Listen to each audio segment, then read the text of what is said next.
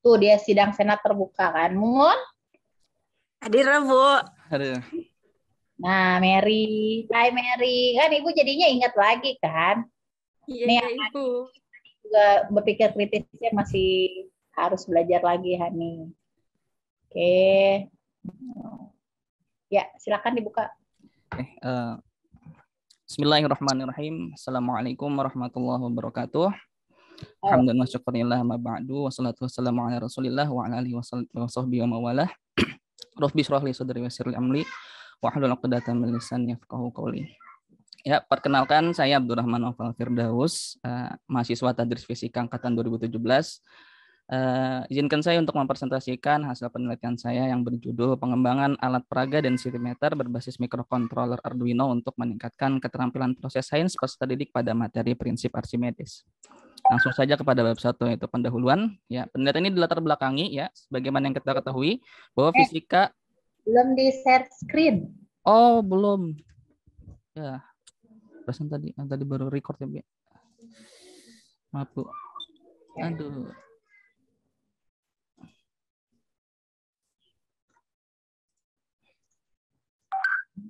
Ya, ini judul penelitiannya, Bu. Jadi judul penelitian saya tentang pengembangan alat peraga densimeter berbasis microcontroller Arduino untuk meningkatkan keterampilan proses sains peserta didik pada materi prinsip Archimedes.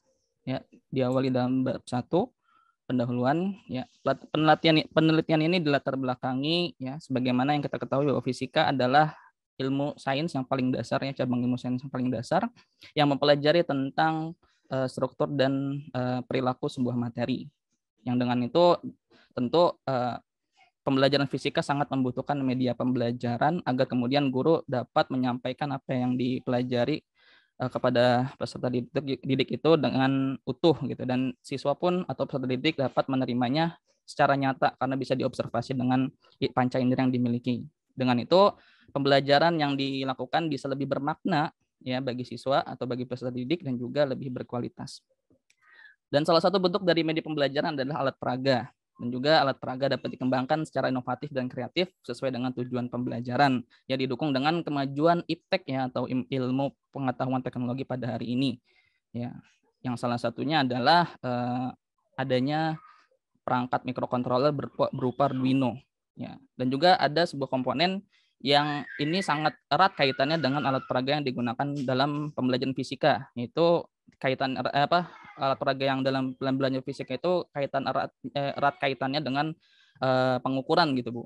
Dan dalam Arduino ini ada satu komponen yang bisa diintegrasikan, yaitu adalah VL53L0X, salah satu sensor jarak yang kemampuan ukurnya itu bisa sampai 1 mm dengan frekuensi 50 Hz gitu menurut Syed Milad. Jadi sangat didukung dengan alat peraga ini bisa sangat didukung dengan iptek yang sudah tersedia pada hari ini. Dan alat peraga ini dapat meningkatkan hasil belajar siswa, dan hasil belajar siswa itu tidak hanya dilihat daripada nilai yang didapatkan oleh peserta didik, melainkan juga dilihat dari keterampilan proses yang dimilikinya. Nah, dan keterampilan proses itu sangat penting untuk dikembangkan karena keterampilan proses sebagai indikator meningkatnya hasil belajar siswa dan merupakan kompetensi yang harus ditingkatkan dalam Permendikbud tahun 2016. Dan setelah melakukan studi pendahuluan ya berupa wawancara kepada guru dan juga peserta didik di beberapa sekolah di Jakarta, ditemukan bahwa keterampilan proses sains khususnya pada materi validasi statis yang dimiliki oleh peserta didik itu rendah, Bu. Ya, ditunjukkan dengan hasil pretest yang dilakukan oleh peserta didik itu ketuntasannya itu di bawah atau tidak lebih dari 20%. Di mana pretest ini memuat menggunakan instrumen tes menggunakan yang bermuatan indikator KPS di dalamnya, Bu. Sehingga dengan itu peneliti tertarik untuk melakukan sebuah penelitian dengan judul yang telah disebutkan tadi, yang pada intinya pembuatan alat peraga densimeter yang berbasis microcontroller Arduino. Kemudian identifikasi masalah. berdasarkan tadi latar belakang yang telah disebutkan, yang pertama adalah pembelajaran fisika membutuhkan alat peraga sebagai media pembelajaran untuk memvisualisasikan materi yang dipelajari secara nyata. Nah, yang kedua adalah alat peraga tadi kan bisa dikembangkan atau bisa diintegrasikan dengan iptek yang sudah maju pada hari ini. Di sisi lain, bahwa alat peraga yang digunakan atau yang dibuat dari bahan-bahan tradisional dan digunakan secara manual itu kurang efektif dan kurang efisien, Bu. Mohon maaf, kurang efisien karena pada penggunaannya itu terkadang harus melewati prosedur yang begitu banyak sehingga banyak memakan waktu saat proses pembelajaran. Yang ketiga adalah gini, Ibu langsung nanya aja ya. Karena udah Ibu baca juga bab satunya. Jadi gini, ketika kamu sebutkan identifikasi masalahnya, ketika tadi disebutkan, karena kan tadi nomor 2 hanya sampai efektif dalam pembelajaran, ya kan? Kemudian tadi ditambah ketika harus menggunakan yang tradisional, maka harus dibutuhkan beberapa komponen, betul? Iya. Komponen alat, misalnya apa? Tadi Bu yang VL53L0X tadi Bu. Oh bukan, kan saya nanyanya tradisional. Oh tradisionalnya Bu, misalkan ini Bu timbangan manual atau timbangan yang masih analog Bu, itu kan kadang kalau misalkan tidak dirawat atau mungkin salah pengukuran gitu kan, pengukuran atau kesalahan paralaks yang dilakukan oleh praktikan gitu, itu rentan menimbulkan kesalahan gitu. Nah, harusnya latar belakang masalahnya itu. Jadi gini, kan secara konvensional gitu kan, udah ada alatnya, sehingga KPSC itu akan terbentuk. Betul nggak? Iya, betul. Bisa bukan terbentuk, kegali lah ya dengan praktikum, dengan alat yang konvensional. Tetapi ketika konvensional kan gini, masanya harus dicari dulu, gitu kan ya? Iya, betul. Nah, dipakai timbangan neraca gitu kan? Kemudian volumenya dicarinya bagaimana? Ya tergantung bentuk bendanya, Bu. Ya kan volume ketika bendanya kayak telur. Telur itu biasanya dicelupin ke air dulu, dilihat pertambahan volumenya. 2 step di situ, ya nggak? Iya, ketika betul. ada 2 step dengan 2 alat yang berbeda, maka ada errornya ditambah 2, gitu kan? Nah itu latar belakang kamu sebenarnya. Dan kamu juga sudah ada kan videonya. Kalau Firman sih bilangnya gini, Bu, kalau saya tuh dulu ya perasaan si bendanya pas lagi nggak di dalam air ditimbang. Kemudian pas bendanya ada di dalam air ditimbang. Itu juga bisa kan untuk mencari massa jenis. Gitu kan ya? Iya, betul, bisa, Bu. Ya sebenarnya banyak cara pada intinya. Ya. Tetapi ketika ada 2 kali perlakuan, maka ada error 1, ada error 2. Sehingga membuat kesalahan dalam perhitungan atau kesalahan menentukan roknya. Kan gitu ya, baiknya cuma 1 alat. Nah inilah kamu buat alat ini. Di mana alat peraga ini agar errornya itu cuma 1, karena kan 1 alat gitu kan ya. Paham nggak? Paham, Bu. Nah, jadi latar belakangnya seperti itu. Jadi yang namanya praktikum itu sebenarnya KPS-nya sudah digali gitu, walaupun tidak semua. Nah, pertanyaan saya lagi satu, apa bedanya penelitianmu dengan penelitiannya Pak Eko apa Bu Eko? Eko Dian Pratiwi dan Soeharto Linui, di mana dia judulnya kan pengembangan alat peraga hukum Archimedes siswa kelas 8. Nah, bedanya apa dan kenapa kamu mau membuat alat Archimedes? Apakah berdasarkan Pak Eko atau satu lagi nih, sebentar saya buka bab 2-nya. Itu nggak ada di bab 1. Bab 2-nya itu satu lagi siapa tentang Archimedes? Tadi ada tuh di bab 2. Satu lagi siapa? Bentar, saya ada di sini. Saya udah nyatet tadi. Di sini teh, mana komen teh? Apa bedanya nah ini dia yang relevan nomor 3 yang Dedi Farhansa. Nah, iya Bu. Nah, volume fluida cair berbasis mikrokontrol. Nah, apa bedanya? antara Kalau penelitianmu dengan Dedi dan antara penelitianmu dengan Eko. Ya, silakan. Kalau yang pertama, Bu, mohon izin jawab. Untuk yang pertama itu perbedaannya dia menggunakan alatnya masih manual, Bu. Jadi tadi masih menggunakan alat neraca Auhaus dan alat ukur volume Yang maupun yang Eko apa yang Dedi? Eko, Yang Mas yang Eko, Oh, Bu. yang Eko. Iya. Oke. Ya, kalau yang Dedi ini beda di sensor ininya, Bu, sensor jaraknya. Dia masih menggunakan HCSR 04, di mana HCSR 04 ini tingkat ketelitiannya itu cuma sampai 1 cm, Bu. Jadi cukup besar simpangannya. Kalau misalkan alat yang saya buat ini menggunakan sensor tadi VL5310X yang ketelitiannya itu sampai 1 mm. Oh, ya itu jadi latar belakang masalahmu. Jadi setiap penelitian itu nggak mungkin kita banget yang awal, tetap ada gap antar penelitian sebelumnya. Dan itu menurut saya itu yang paling bagus, Dedi Farhamsa. Tapi sebenarnya sama kan masa jenis. Iya, betul, Mas jenis. Nah, nggak apa-apa. Jadi ketika dia punya kelemahan itu dengan ya. Itu apa sih 1 senti itu apa presisi? Apa itu? Saya nggak ngerti juga. Apa gimana, Bu? Tadi kan sudah dijelaskan 1 senti ada 1 mili apa tuh? Jadi presisi. Tingkat ke akurasinya, Bu, akurasi. Jadi kan kadang ada errornya gitu, Bu. Ada error pengukurannya, Bu. Jadi kalau misalkan HCSR ini di skala 1 cm, Bu. Kalau misalkan si VL5310X ini di skala 1 mm.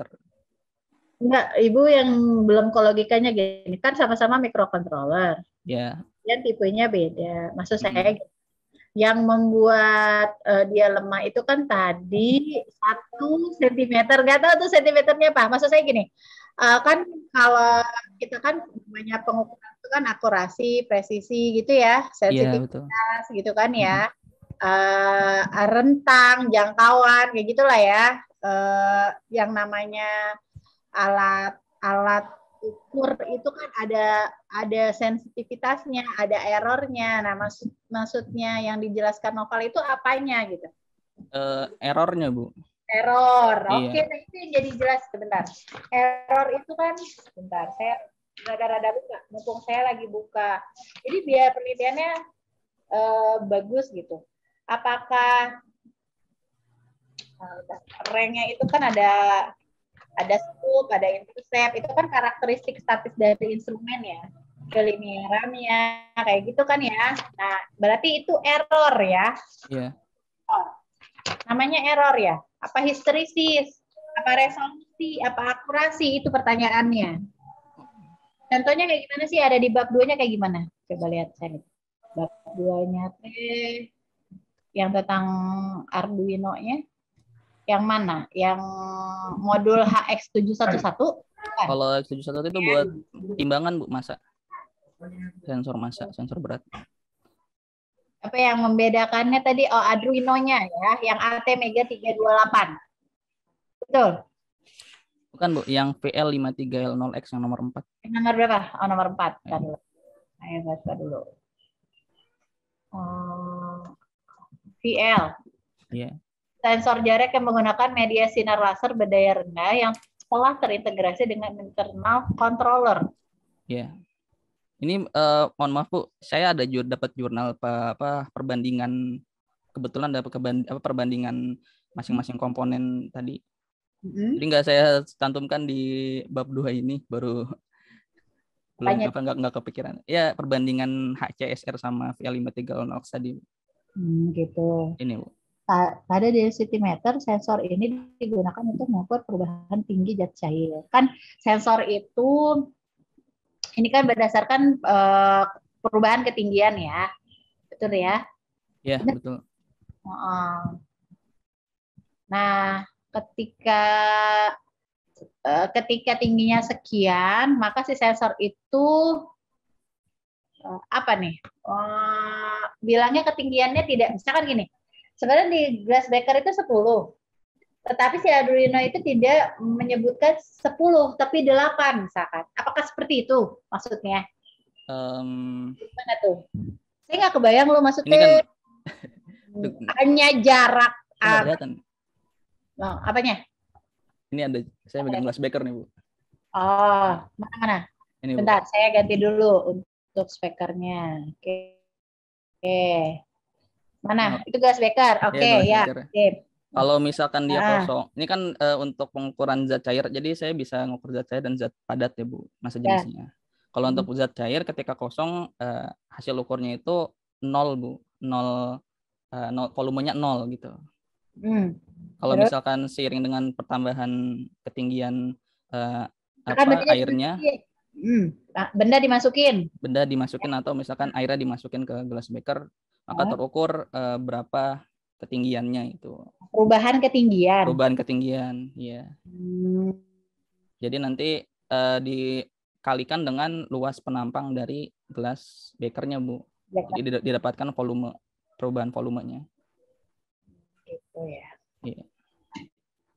Jadi kalau misalnya, Bu, bentar. Iya, Pak. Ada Pak Ahmad. Ya, silakan. Perkalian luasnya tadi berarti harus sama ya, glass beakernya dengan ukurannya. Ya, glass beakernya itu sudah saya tetapkan di glass beaker ukuran 150 mili, Pak. Berarti nggak bisa pakai yang lain ya? Nggak bisa. Berubah. Jadi memang udah jadi udah jadi satu paket gitu loh, Pak. Perangkatnya kita. Enggak, Pak, silakan. Saya mah udah tahu sih dalamnya seperti apa, udah pernah. Enggak, silakan nanti saya. Aduh. Kenapa, Bu? Gimana, Bu? Lanjut aja. Saya mah sambil. Oh, saya nggak tahu, Bu, tadi sudah masih yang mana aja, maaf, Bu, telat tadi. Baru selesai di sebelah. Tadi saya masih nanyain yang bab 1, bedanya penelitianmu dengan penelitiannya dengan penelitiannya apa tadi Man jadi dah Dedi gitu ya. Kalau si Dedi itu akan mikrokontroler apa gitu ya, dia lagi ngejelasin tuh Pak ke saya. Gitu, kelebihan dari sensor yang dia pakai. Iya, Bu. Ya, Bu. Mumpung lagi bahas itu tadi, Bu, ya, prosedurnya. Saya juga pengen tahu pada saat yang di zat padat, kenapa Noval memilih mengukurnya zat padatnya diangkat gitu. Kenapa enggak dimasukkan aja? Kan perubahan juga. Atau sensornya hanya ngukur pas permukaannya turun. Maksudnya gimana, Pak? Kan saya lihat di video presentasinya Noval, itu kan gelasnya diisi air, kemudian dimasukkan, kemudian bebannya diikat, kemudian dimasukkan ke sana, ke airnya, ke gelas beakernya, kemudian diangkat, kemudian baru keukur volume bendanya. Iya, betul, Pak. Nah, kenapa enggak dimasukkan aja bendanya? Apakah beda? Oh, itu agak susah, Pak. Soalnya kalau misalkan langsung dimasukkan, mungkin ada kemungkinan airnya tumpah-tumpahan, kan karena yang kita ukur tuh logam ya, Pak. Jadi cenderung apa istilahnya, ketika apalagi ini kan luas penampangnya itu cenderung tidak ngepas gitu sama zat yang akan kita diukur gitu. Jadi supaya zat cair sebagai parameter perubahan ketinggiannya itu tidak ada yang keluar, jadi kita bisa masukkannya secara perlahan gitu loh, Pak, menggunakan benang tadi. Berarti kalaupun dimasukkan bisa berarti. Bisa, Pak. Isi airnya dikit aja biar gak tumpah kan? Iya. Berarti bisa ya? Bisa, Pak.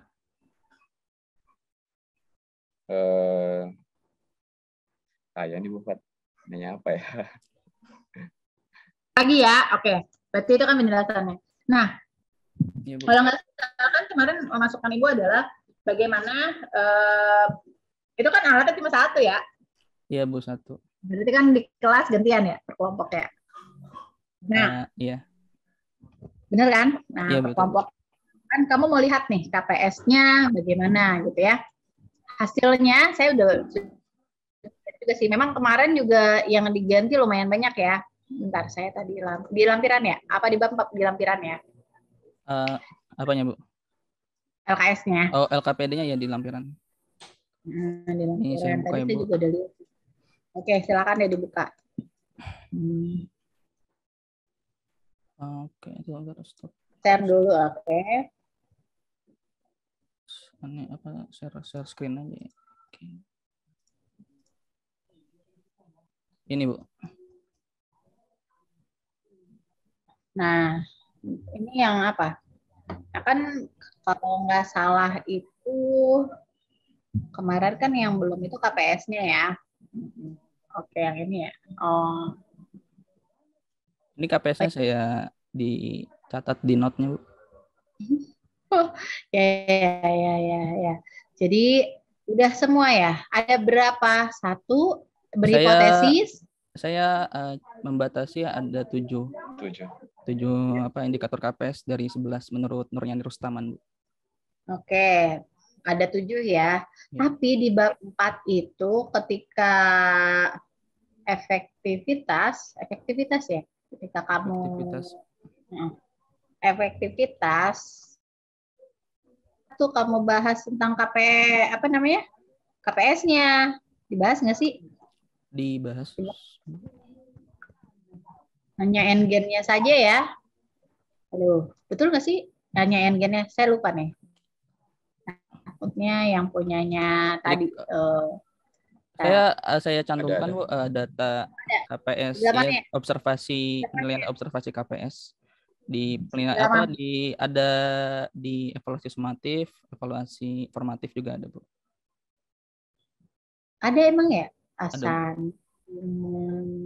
mana ya? Mungkin ini yang saya ambil dari untuk apa data yang menjadi kesimpulan utama itu di evaluasi sumatifnya, Bu. Nah, di evaluasi sumatif ya, di tahap evaluasi sumatif ya. Iya, Bu. Nah, kan itu ada foto-foto tuh. Ada foto-foto. Iya, itu dokumentasinya, Bu. Betul nggak? Oh, yang ini. Sebentar, coba ulangi tadi. Yang tadi. Ini hasil observasi KPS-nya, Bu. Oh, foto-fotonya di bawah, tapi ininya ada di atas. Itu mengikuti apa desain percobaan, desain pengembangannya, Bu. Jadi rekomendasi dan apa itu dicantumkan di apa tahap keempat. Kamu pakai akar, Iya, kan? pakai akar.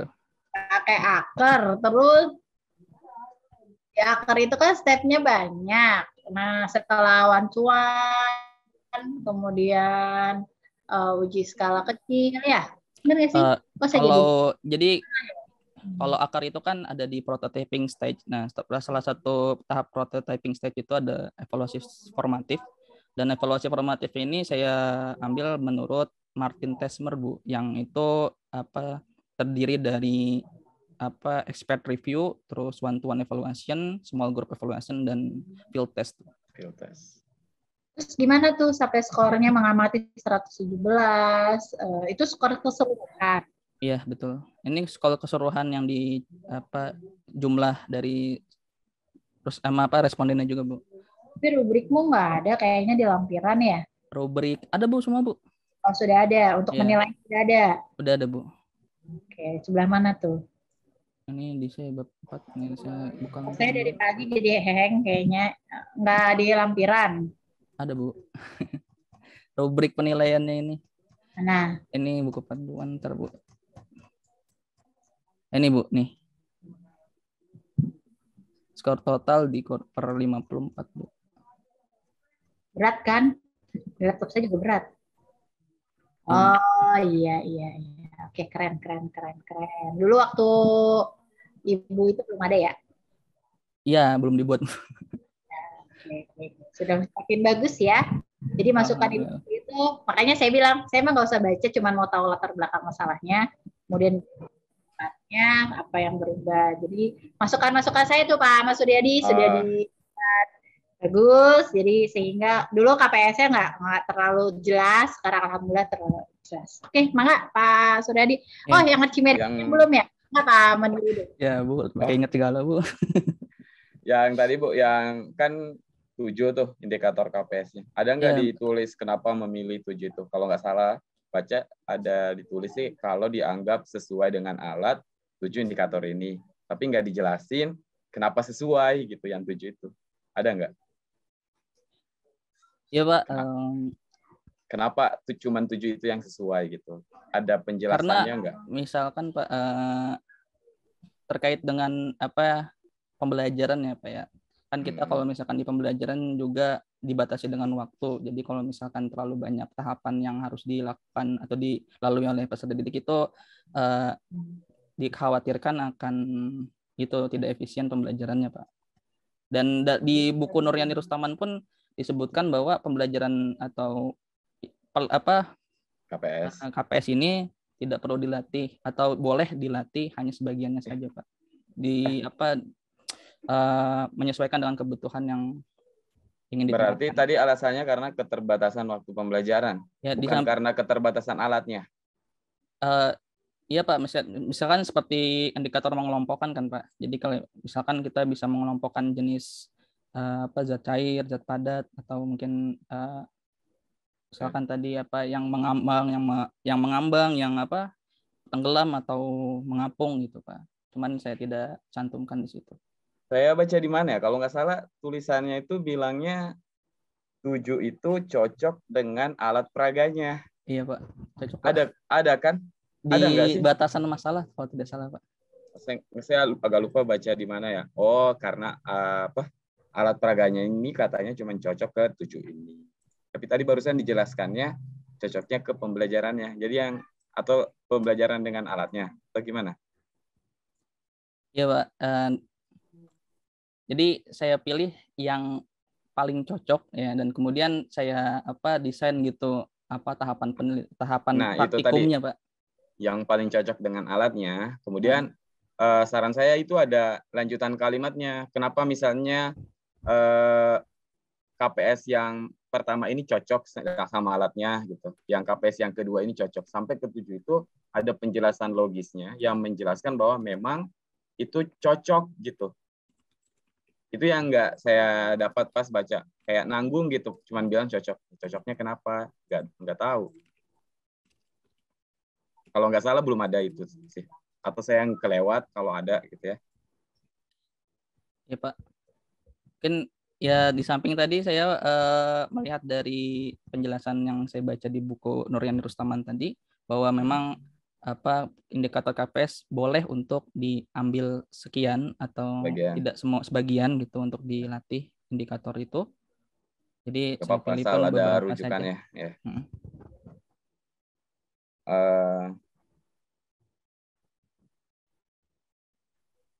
Terkait temuan yang didapat di penelitian ini, apa yang berbeda dari temuan-temuan yang sudah ada? Soalnya saya lihat itu dihasilkan di pembahasan cuman banyak yang bilang sejalan.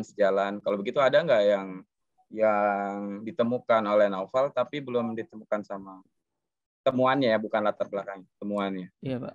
Penggunaan sensor VL53L0X ini belum digunakan dalam alat peraga densimeter atau pengukur massa jenis Pak. Sebelumnya itu masih menggunakan sensor HCSR tadi Pak. Yang tadi itu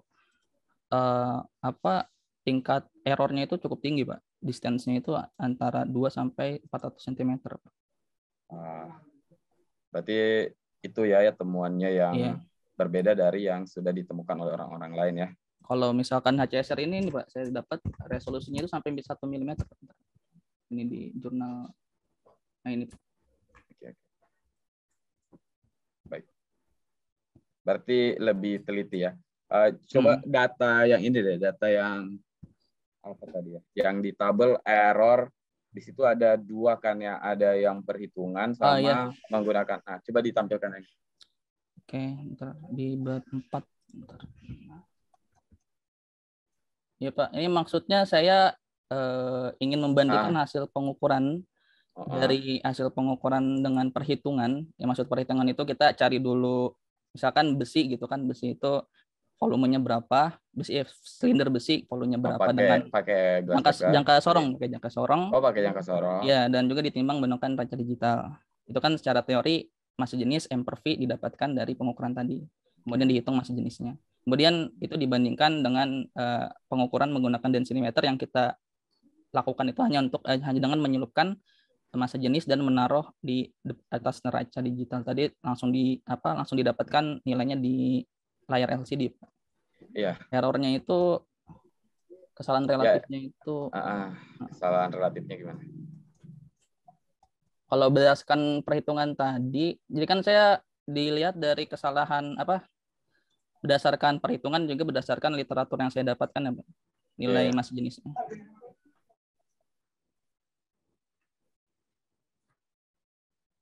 Nah ini Pak. Misalkan dari air mineral ya. Secara literatur air mineral itu dalam kalau nggak salah itu di temperatur 20 derajat Celcius itu 0,998. Nah, yang ini. Nah. Oke. Hasil pengukuran menunjukkan didapatkan nilai 0,97, Pak. Air mineral sini yang saya gunakan air ini, Pak, air minum aqua. Yang baru dari warung, Pak.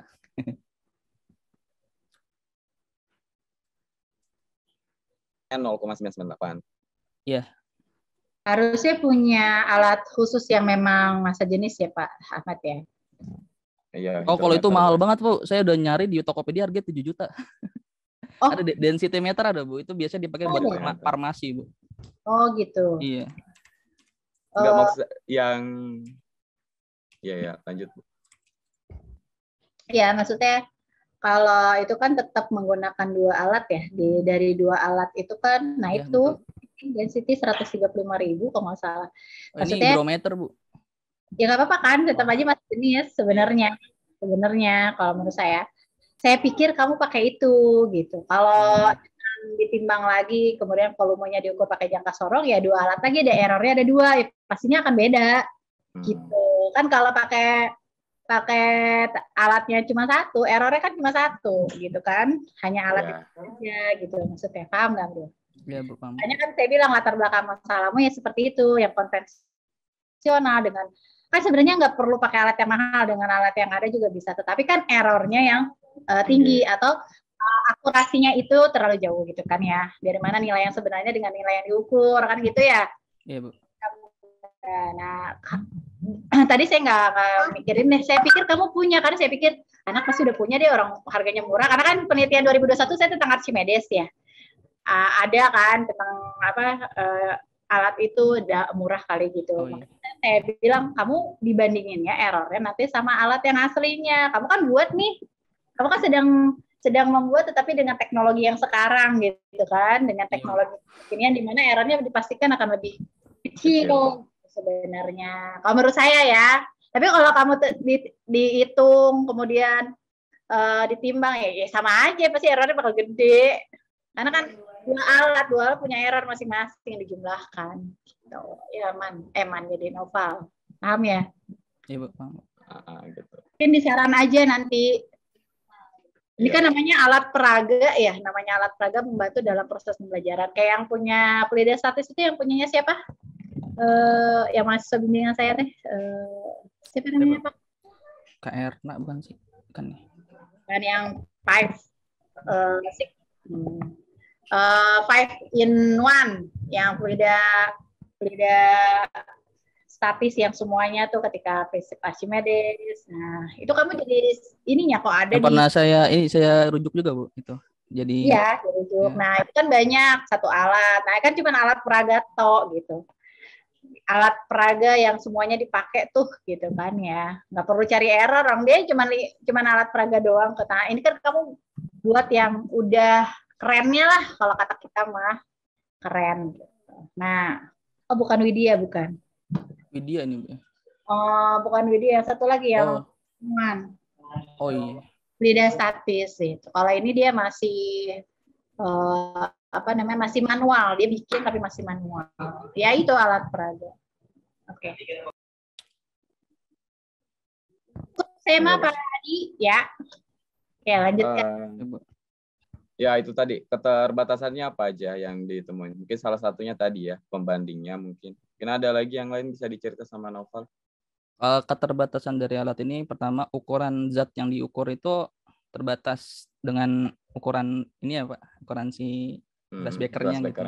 Jadi nggak lebih dari 150 mili atau ya kurang dari 150 mili lah. Itu ditulis? Belum, Pak. Nanti ditulis ya, dilengkapin di. Saya cuma nulisnya di batasan masalah cuman ukuran tertentu aja, Pak. Nggak disebutkan spesifik. Iya. Kalau nggak salah di buku panduan skripsi di pembahasan ada bagian D, keterbatasan penelitian. Oh iya. Nah, itu kayaknya belum ada di sini.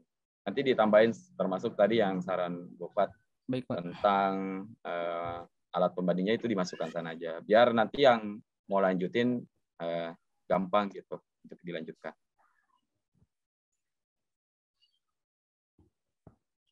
Baik, saya nggak banyak Bu memang pertanyaannya ini Bu. Oke, baik, sudah bagus ya. Soalnya alhamdulillah. Ya. Saya capek Pak bikin ini Bu. 2 bulan nggak tidur Bu.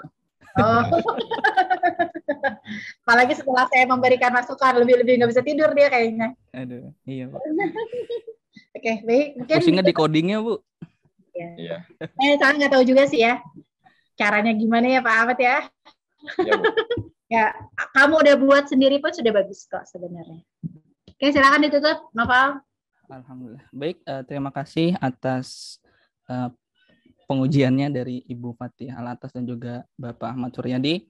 Semoga ini menjadi bahan pertimbangan yang kemudian nanti bermanfaat juga untuk peneliti dan juga penelitian selanjutnya. Sebentar, Pak Dwi. Oh iya, ada Pak Dwi. Pak Dwi. Selaku dosen pembimbing saya. Ya, Pak Dwi. Nggak ada kayaknya Bu. Oh, lagi Ada. Oke, silakan dilanjut. Ya, sekali lagi saya ucapkan terima kasih kepada Bapak Ahmad Suryadi dan juga Ibu Fatih Alatas selaku dosen penguji pada sidang skripsi saya. Selanjutnya mungkin saya tutup presentasi skripsi saya dengan baca alhamdulillahirabbil alamin subhanakallahumma bihamdika asyhadu an la ilaha illa anta astaghfiruka wa atubu ilaik. Assalamualaikum warahmatullahi wabarakatuh. Waalaikumsalam warahmatullahi wabarakatuh. Oke. Baik. Mungkin saya izin pamit ya. Udah ya, dari Bu. pagi. Ya, terima kasih banyak Bu. Saya juga Bu. Semua Pak. Ya, Pak Dwi, kita duluan ya. Pak Dwi nggak ada ya. Oke, baik. Saya di room ya. Assalamualaikum semua. Sehat semua. Waalaikumsalam. Waalaikumsalam.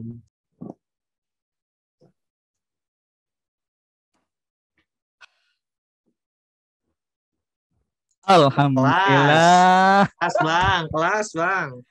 Alhamdulillah. Gak ada yang ditanya macam-macam. Kelas Bang. Oh, terharu gue.